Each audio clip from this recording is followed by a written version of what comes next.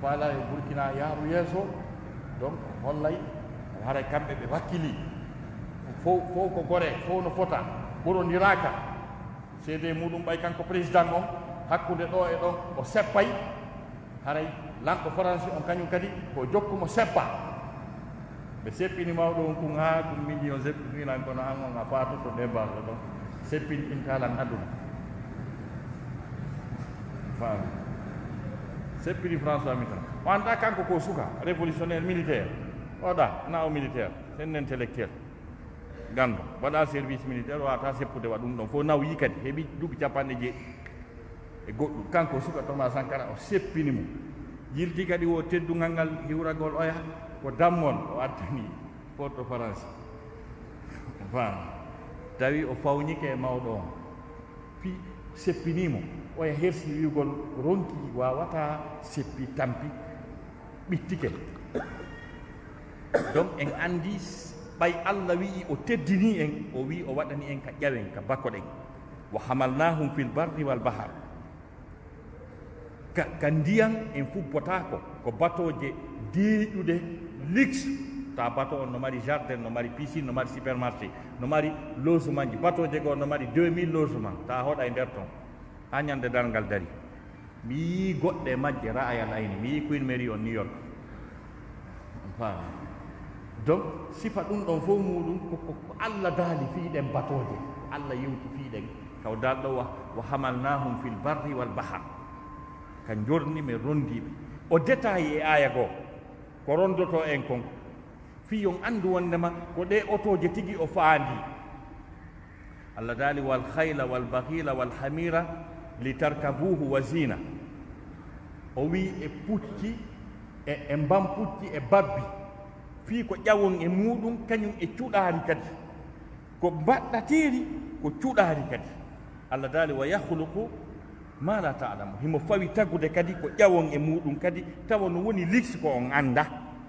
ñande on aya tippi hari ɓe annda ko waɗpuccu e ngelooba e mbampuccu e mbabba ko ɗum ɓe annduno nden ñande Allah wi kadi o taganayi kadi ɓiɓɓe adama ɓen ko ɓe ƴewa e muɗum ko tawata ɓeeɗo ɓe annda est ce que fewndo on say fewndo wonno pucci e mbampucci ɓen si addanama ɗo lande crisére wal haray ɓe anndi ɗum tawi ko ɗum Allah faandi si ɓe addanama lande crisére wal ɓe annda ɗum si ɓe addanama métro wal ɓe annda ɗum tawi ko métro je ɗen Allah faandi taganayi kadi ɓiɓɓe adama ɓen ko tata ɓen ɗon annda nden ñande ko waɗi noon o waɗay ka haqqille maɓɓe ka faamu maɓɓe ɓe wawa inventude ɓe moƴƴina kadi matiére makko o ko leydi makko ndin e yiite makko ngen ko ɗum transformirte wattire cuuɗi ma ɗum wattire avion je ma wattire métro je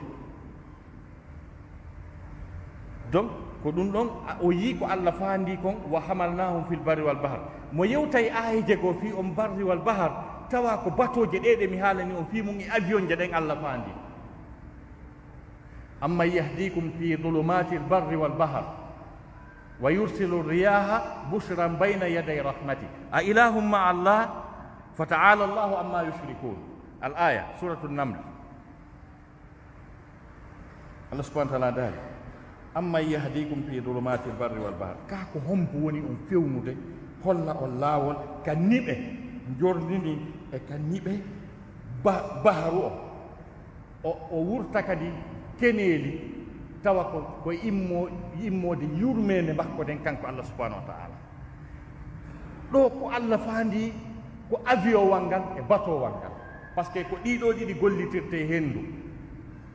lande crisé wal besonnaki henndu ɓay o wi wa yursilu riyaha bayna yaday rahmati on paami ma liaison wona e kalimaji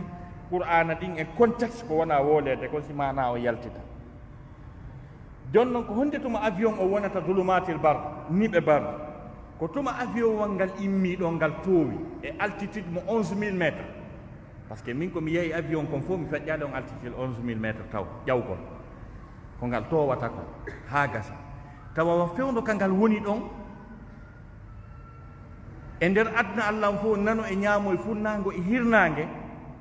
lekkun ala cuurun ala hôtel ala kawtal ala ko ɗum wiyete niɓe jorndi ta ko ɓe bugaɓe buruure ka ɓuri woɗɗitade ɓe ala kawtal hay hunde ko ɓe weddiɓe hay jii ko ɗum wiyete dulumatil bar tawa kadi température extérieur on kaɓe wonɗon ha gasa yaasi température yaasi o wonde no wona moyen 50 degré eɗon andi noon ko ɓuuɓata kon à 0 degré hara ndiya wonti glace moyen 1 ɓurti ɓuuɓude moyen imaginez vous moyen 50 degré ta température extérieur o fewno ɗon ka yaasi ka wonɗon ɗon ka hoore weeyo si tawi buddum gootum tufike ka avion wal henndu wondu ka yaasi ndu naati e nder 1 seconde haray on fof ko wonti glace taɗa jooɗi noon ɗa wiya ɗo chicken beef wooro ɓe jonne ɗon ndiyam ɓe jonne ɗon te hiɗa e nder mayde no takkoma ɗon ka tawata e nder 1 seconde haray a congéli a waɗi glace Allah daari ka wonɗon ɗon fewndo ɗon ko hombo reeni on ko hombo woni on naɓude si wona Allah imaginez vous fewndo on saahi ɗon ko avion ngal woni ɗon si keñi duulere moolanande ari hokkingal haray konto suddi ɗon ko ɗum waɗi so wi wa yursilu riyaha busran bayna yaday rahmati ko ɗum ɗo wiyete fi dulumatil barri o amma dulumatil bahar o ko honɗum ko tuma batowal ngal woni e nokkugo ka haute mer ka nder waafu ka baharu tawa kilo 1 million telen ni cuurun ala goɗɗo ala telen ni wa kazalika telen ni wa kazalika telen ni wa kazalika ka tumbere niwre kadi tawa jemmini bato baharu o ley toon ko rekenje gooti no wawi wayentude batowal ngal kañum e noobi no ley toon ɗin tanaji fof no ley toon ɗen hingal yaade ɗon hiɗon nder ɗon woɓɓe no ka chambre mum woɓɓe no ka appartement mum woɓɓe no fubbade ka piscine woɓɓe no ƴettude tasi mum woɓɓe no ɗaani on saahi ɗon tigi tigi ɗon ka si keni huɗangi ari waylitingal haray konto suta ko ɗum ɗo wiyete fi dulumatil bahar est ce que je me fais bien comprendre donc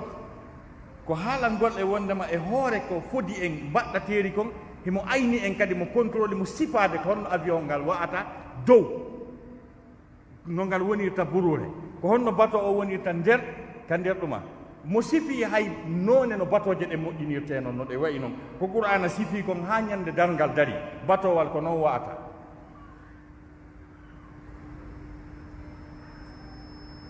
aljawari l munsa'at fi l bahri kal a'lam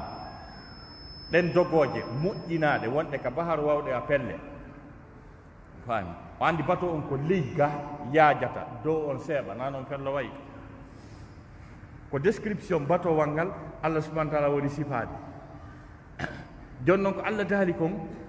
wa laqad karramna bani adama wa hamalnahum fi lbarri walbahar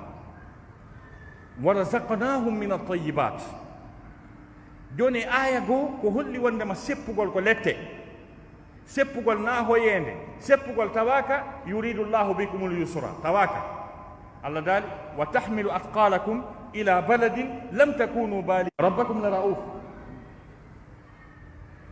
na rabbakum la rauf Allah daali ɗin pucci ɗin geloji ɗin honno kañi eɗen mabanaje eɗen camion je eɗen limousine je eɗen métro je eɗen avion je eɗin compagnie ji Allah daali hiɗi rondoda on onon e dolle mon ɗen yottina on e nokku mo on hewtidatano ɗon e dongal mon ngal sina haray wonki yeebike yetelan mo ƴetti 50 maaro madina ɗo rondike kon ha hewtoyi maasi tanngam mawde haray wonki yeebaki na noon fere so rondike ɗo saku maaro hokkiti lome ma Côte d'Ivoire joni noon ɗo a ƴawnay tun ka landi crusaire wal ƴawna dolle ɗen saku maaro ƴawne heña ƴawa towna vitre huɓɓina climatiseur wiya maali embere hewta tawa tuna ɗa watti basin danejo peg nduggu wingi fof a tuna nder to par ce que ɗa towni vitre ko ɗum Allah daali ɗon ay o lanni toon inna rabbakum la rauf mana kalimatu rauf ngol konngol hanno wiya la rahim ma ɗum la aziz fi hon ɗum kalimatu raufu ari kalimatu rauf ko yurmede rahim ko yurmede kono rauf ko arata ko hoynalngol sattede adda newende ko ɗum wasi Allah daali jeenuɓe ɓen ɗa Allah wi yoɓe piya sawru temedere taɓe ɗuytane taɓe hoyfinane azaniyatu wazani fajlidu kulla wahidin minhuma 100 jalda wala ta'khuzukum bihima ra'fatun ka o wi'ali rahmatu fi dinillahi in kuntum tu'minuna billahi wal yawmil akhir wal yashhadu 'adabahuma ta'ifatun minal mu'minin. Donc Allah subhanahu wa ta'ala o daali mo kala maɓɓe yo piye pata o temedere wata ra'fa nangu on ɗuyton jon noon ko Allah addani en ko rondono en bagasiji rondo en o wi ko ra'uf ko ɗuytano e yangi.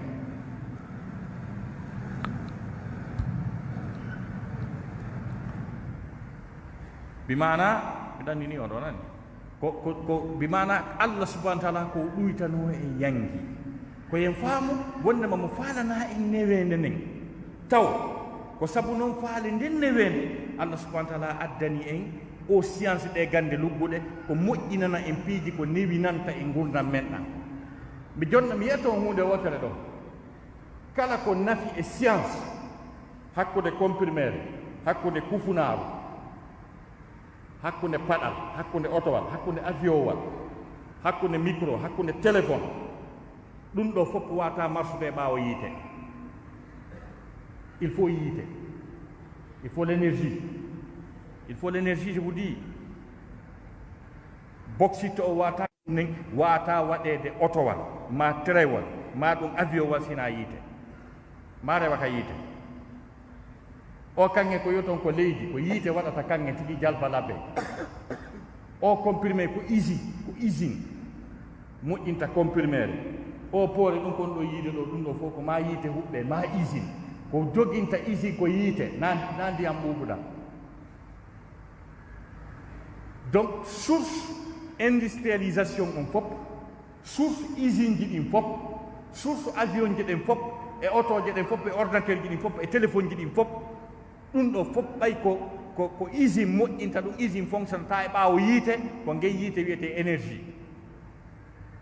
mi addana on e Qur'an ko Allah subhanahu wa ta'ala haali fi ɗum wondema se wonay ka leydi ɗo il faut heɓen piihoy dunkitorkoy ko fanda dunkitorkoy koy ko téléphone otoje weloji avion comprimére